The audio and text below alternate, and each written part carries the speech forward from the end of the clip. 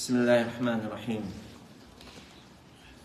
الحمد لله رب العالمين والصلاة والسلام على رسول الله وبعد. Bonnes frères et bonnes sœurs qui peuvent suivre nos lives, assalamu alaikum wa rahmatullahi wa barakatuh. Ce jour, nous commençons par remercier Allah subhanahu wa ta'ala. Nous remercions lui pour tout ce bonne faveur. Nous remercions lui pour ce bonne faveur illimité. Nous remercions lui pour ce bonne faveur qui nous connaît et nous pas connaît. Et un parmi bonne faveur, Allah subhanahu wa ta'ala, alhamdulillah, aujourd'hui c'est 4e Ramadan et nos premiers Jum'a de ce Ramadan-là. Et pour beaucoup, c'est ça même pour premier Jum'a des autres Ramadan. Et ils n'ont pas pour rejoindre encore Ramadan, encore premier Jum'a dans Ramadan. Ça c'est une chose qui garantit. C'est sunnat Allah qui n'est pas capable de changer. Il y a beaucoup de monde, ça même ce premier Ramadan qui peut être dans ce Ramadan-là. Pas qu'il y a encore premier Ramadan, premier Jum'a dans Ramadan qui peut venir. Moi j'espère que vous pouvez comprendre, que nous peut dire. Alors nous remercions Allah pour tout ce bon faveur. Et nous remercions Allah, alhamdulillah. Il peut donner l'occasion, il peut continuer de donner l'occasion pour nous apprendre concernant comment un musulman lui fait des efforts dans les mois de Ramadan pour devenir un meilleur musulman. Alors ce Ramadan c'est une occasion pour nous entraîner, pour nous engager dans différents types d'ibada afin qu'il nous profite le maximum avec ça, le grand mois Mubarak là. Alors dans nos 4e session concernant qui est faux un musulman bien faire pour devenir un meilleur musulman, c'est numéro 1, c'est, comme on le connaît très bien, le mois de Ramadan, lui aussi connu comme Shahru al-Qur'an. Dans ce mois-là, Allah t'a révélé le Qur'an depuis la tablette préservée, il t'a récité à Jibril alayhi salam.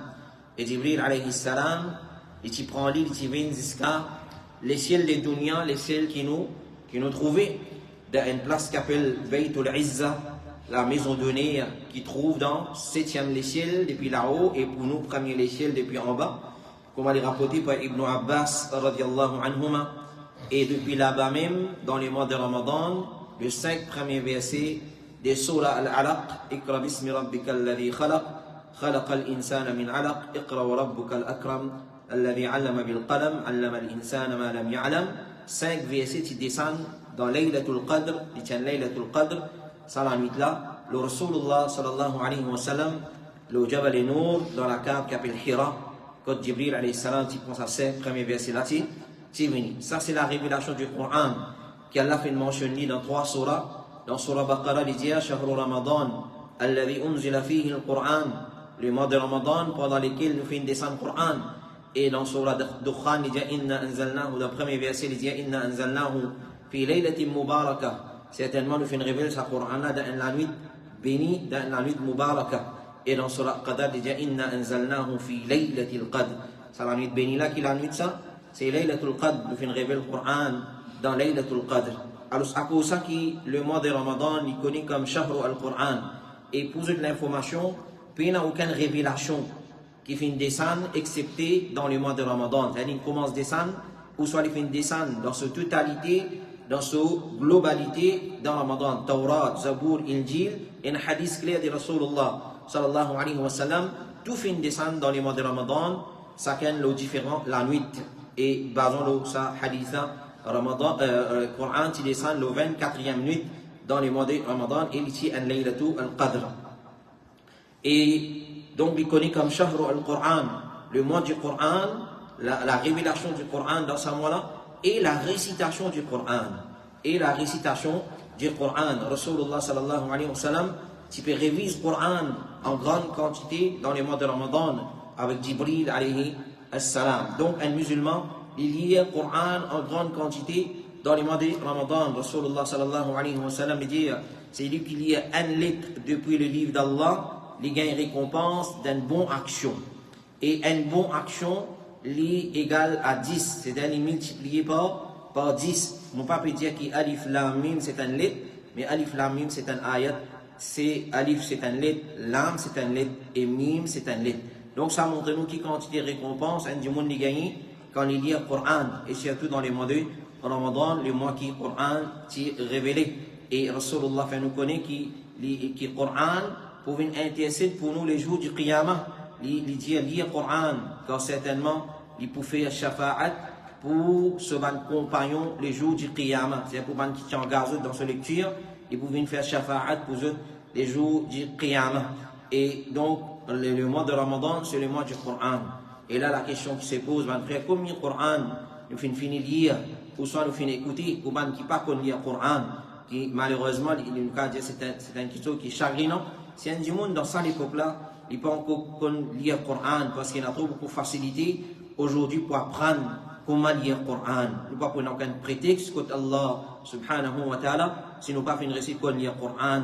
Dans nos lavis, même nous y aller avec difficulté, nous avons récompense à gagner. Même un du monde y aller avec erreur, il fait zéro pour apprendre à lire avec erreur, qu'on y a une récompense à gagner. Mais c'est moi nous avons fait zéro pour apprendre à lire le Coran, parce qu'il ne voit pas aucun prétexte contre Allah subhanahu wa ta'ala.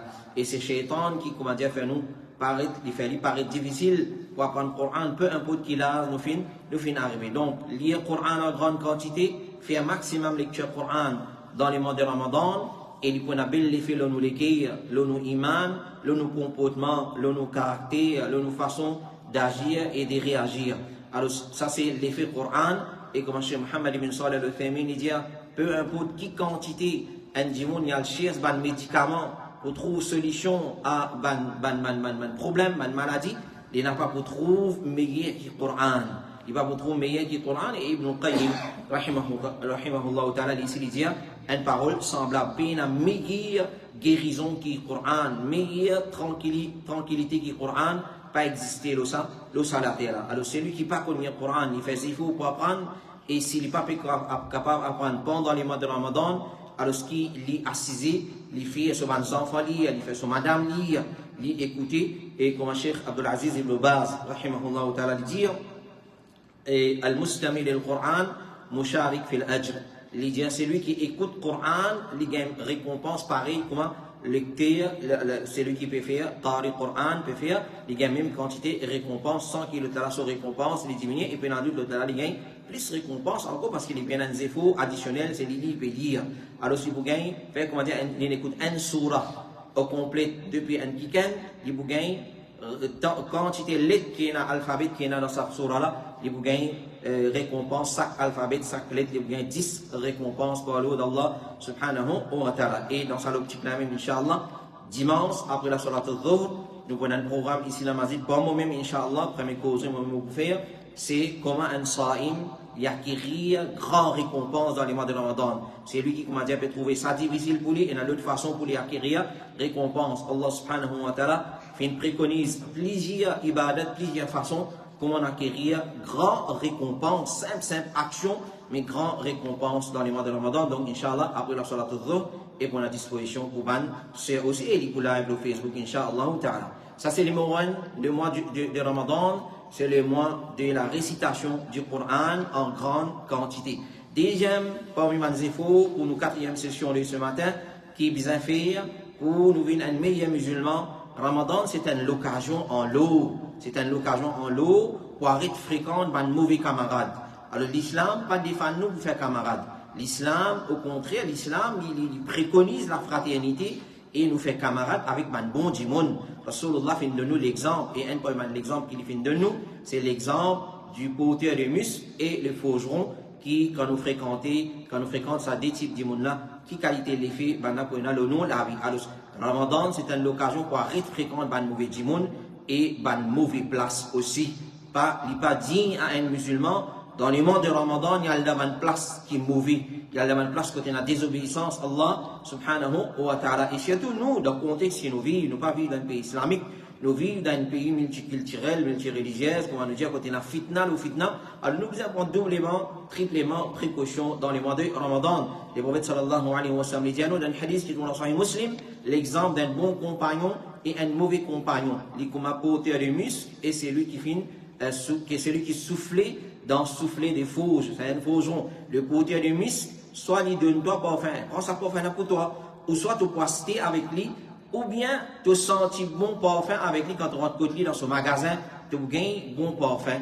Quand tu as celui qui soufflait dans souffler des fauges, alors soit il brille ton l'aise, ou bien tu sortis côté depuis sur l'atelier avec un mauvais odeur. Ça, hadith qui est dans le Sahih Muslim, mais vous pouvez donner l'exemple et soit il peut enseigner nous l'effet de la fréquentation de un djimoun. Quand nous fréquentons bon djimoun, nous pouvons avoir une bonne qualité. Quand nous fréquentons mauvais djimoun, nous pouvons avoir une mauvaise qualité. Personne ne va venir prouver le contraire. Ça, c'est parole de nos rasoul. Celui qui dit, moi, je fréquente mauvais djimoun, moi, c'est moi, pas une mauvaise qualité. Ça, c'est fausse.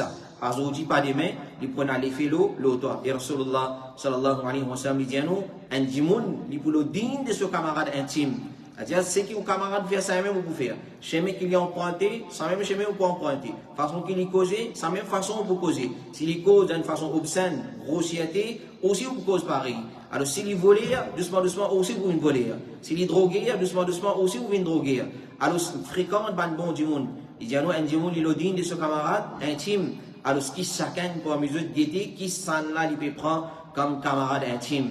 Guetter qui s'en a, on peut prendre comme camarade intime, parce qu'un djimoun qui pas fait namaz, il pas pour encourager pour faire namaz. Un djimoun qui pas lire le Coran, il pas pour encourager pour lire le Coran. Un djimoun qui a une vis dans lui, alors il a une tendance, pour risquer vers sa vis là. Alors, se prend compte, nous bonne fréquentation et Ramadan, c'est une occasion en l'eau pour prendre compte nous bonne fréquentation. Qu'Allah subhanahu wa ta'ala lui donne nous la compréhension de ce que nous venons écouter, les découler dans nos l'écrire.